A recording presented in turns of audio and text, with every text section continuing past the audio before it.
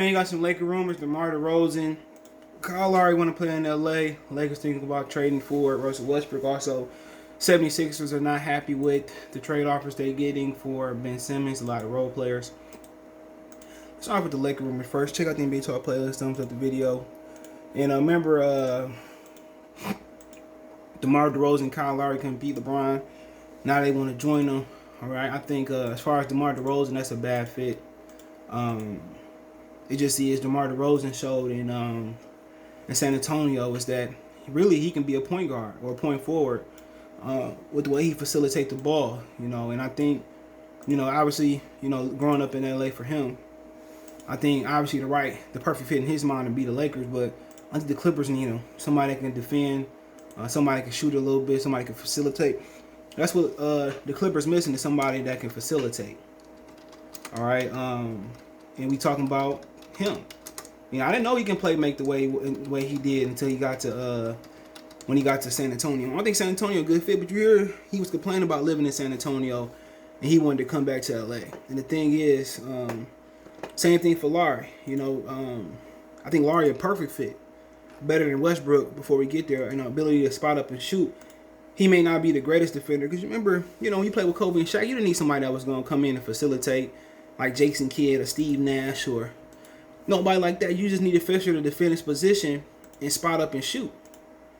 All right, that's all you needed him to defend his position and spot up and shoot. And I think that's the kind of Kyle Lowry do. He's not the defender that Derek Fisher is, but I do think he's a willing defender and he's a spot up shooter. So all you do is need Kyle Lowry to spot up. He was on an ideal around AD and LeBron. The ideal thing is point guard, somebody can spot up and shoot.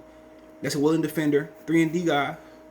Another 3-and-D guy like Caldwell Pope that can spot up and shoot at the 2, and then then you need somebody at the 5 that's gonna do the dirty work.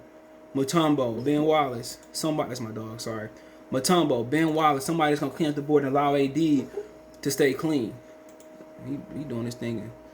He be doing his thing when he sleep, but hear him. This nigga blowing bubbles. But yeah, that's what you need. That's what you need around LeBron. You need somebody to come off the bench that can get their own shot. Lewis Williams, Jamal Crawford, somebody like that. Then maybe bring a Dwight Howard off the bench and somebody else that can 3-and-D too. And that's your rotation for the Lakers. Some people that perfectly support AD and LeBron, and that's shooting, willing defenders. At this point in LeBron's career, somebody could take on the KDs and take on the Kyries and stuff of that nature, the Hardens. And you could just be ready and catch and shoot. So, they knock down shooters, Dennis Scott, guys like him, But as far as DeRozan, that's not a great fit at all. When you talking about Kyrie being a great fit, Kyrie was a guy that could do everything. People forget, but that Cleveland team was a super team. Kyrie averaged over almost 26 points a game. Kevin Love was almost a 16 and 10 guy. He was an all-star the previous year and the year after that. So, that's what you need shooting around him. And I think DeMar DeRozan don't fit that bill. Defensively, he do, but then again, his game is going to have to change to a slasher and a spot-up shooter. And I don't think that's DeMar DeRozan's game. I don't think he's a slasher and a spot-up. I think he can slash, but he's not a spot-up shooter. And that's the issue with him. That he don't fit that bill. But defensively, he do. But you need Danny Green that's going to knock down shots, And you look at him, he shot less than 26% his last 2 years from 3. Less than 15 the previous year. So career, he's a 28.1% 3-point shooter. That's not a great fit. You put him in the Clippers, put him at point guard, and allow him to do his thing, and then he becomes a better fit. You can put him in pick and roll. You can allow him to be himself because you got Kawhi and Paul George who can shoot it. Got Luke Kennard who can shoot it. You allow him to be himself.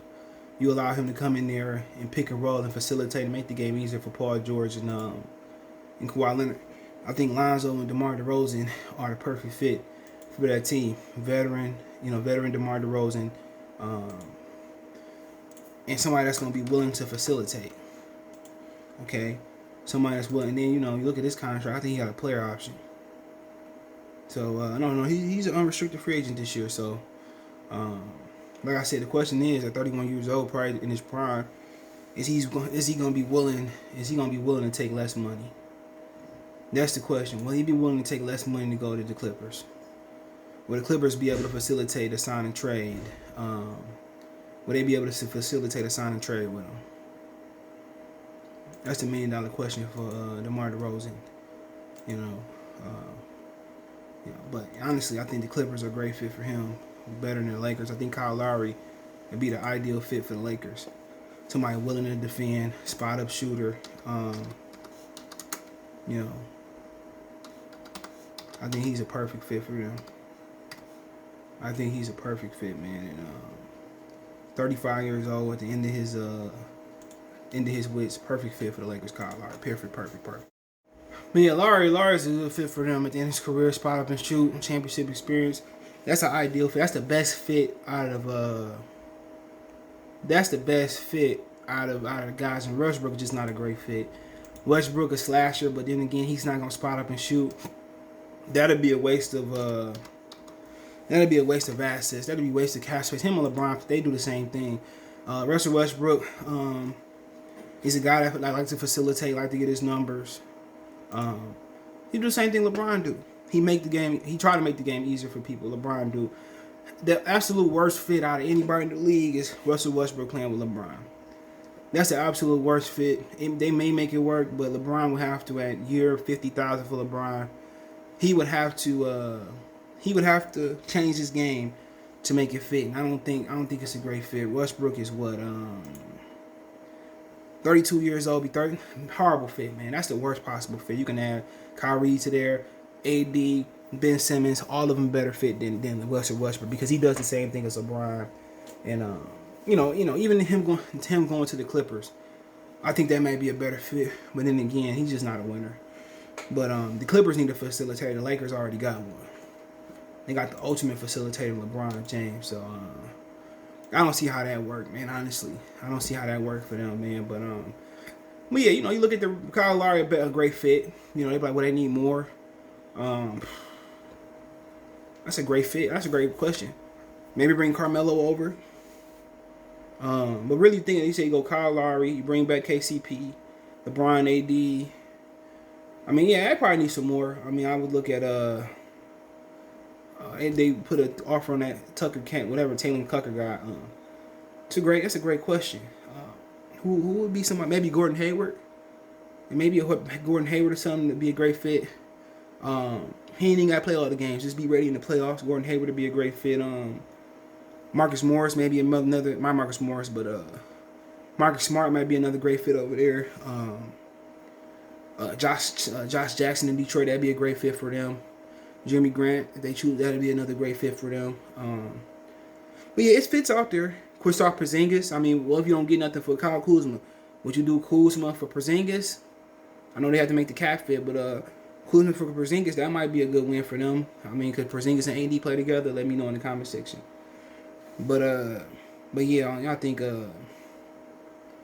think Westbrook would be the ideal fit for them, man. But let me know what you think. Any different? So then, you got the 76ers complaining about Ben Simmons. Remember, that was offered Brogdon for Ben Simmons in some capacity, whatever the deal was. They are not happy that they are not happy that Sixers view role players and picks as not enough for Ben Simmons. So they are not happy that they are not getting the ideal compensation for Ben Simmons.